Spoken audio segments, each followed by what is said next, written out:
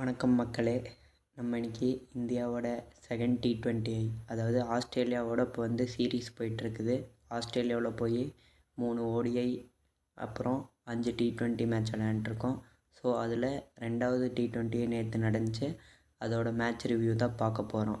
So வீடியோவுக்கு போகிறதுக்கு முன்னாடி நம்ம இந்த வீடியோவோட ஸ்பான்சர் கண்டென்ட்டான ஸ்கூல் ஆஃப் பிஸ்னஸ் ஆர்கனைசேஷன் பற்றி பார்த்துடலாம். அவங்க தமிழ்நாட்டிலே உருவாக்கப்பட்ட ஒரு பார்ட் டைம் ஜாப்.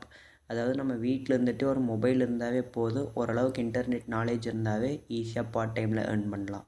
கூட வர வீடியோ பாருங்க, வெயிட் ஸ்கிப் பண்ணாதீங்க. பெரிய தப்பு. தினம் 300 ரூபாய் சம்பாதிக்க அரிய வாய்ப்பு. இன்ஸ்டாகிராம், ஃபேஸ்புக் பயன்படுத்த தெரிந்தால் போதும், content post and content publishing மூலமா தினம் 300 ரூபாய் சம்பாதிக்கலாம். இந்த வேலை செய்ய 5 நிமிடம் போதும். Work training support, group communication support, all language customer live chat support, முக்கியமா சொந்தமா ஒரு பிசினஸ் ஸ்டார்ட் பண்ற அளவுக்கு உங்களால கற்றுக்கொள்ளவும் முடியும், சம்பாதிக்கவும் முடியும். இந்த வேலை வாய்ப்பு வழங்குவது 5 வருடத்திற்கு மேல ரன் ஆகிட்டு இருக்க நம்ம தமிழ்நாட்டு company school of business organisation private limited. மேலும் விவரங்களுக்கு டிஸ்கிரிப்ஷன்ல கொடுத்திருக்க நம்பருக்கு வாட்ஸ்அப் பண்ணுங்க.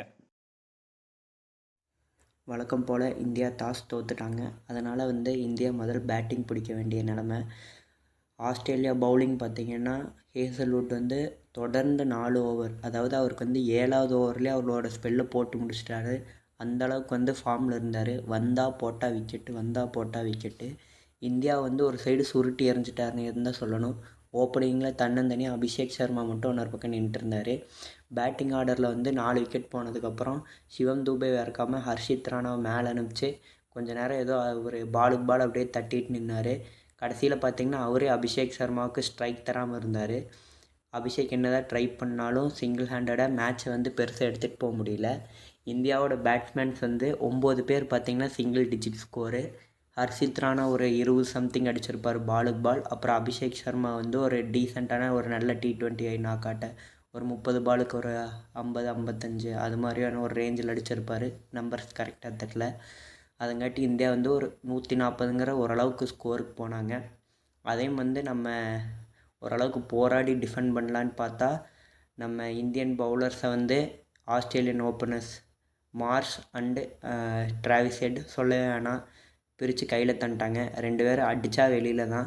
அதுவும் குல்தீப் போட்டு பொழந்து எடுத்துட்டாங்க. குல்தீப்பே ஹர்ஷித் ராணாவையும் ஒன்றும் பண்ணல. பும்ராவும் நம்ம வருண் சக்கரவர்த்தியுமே எக்கனாமி 6னா இவங்க ஹர்ஷித் ராணாவும் குல்தீப் யாதவையும் ஒரு 13 ரன் 14 ரன் பாறை வச்சுமே வக்கமாக அடித்து மேட்ச்சை முடிச்சு விட்டு போயிட்டாங்க.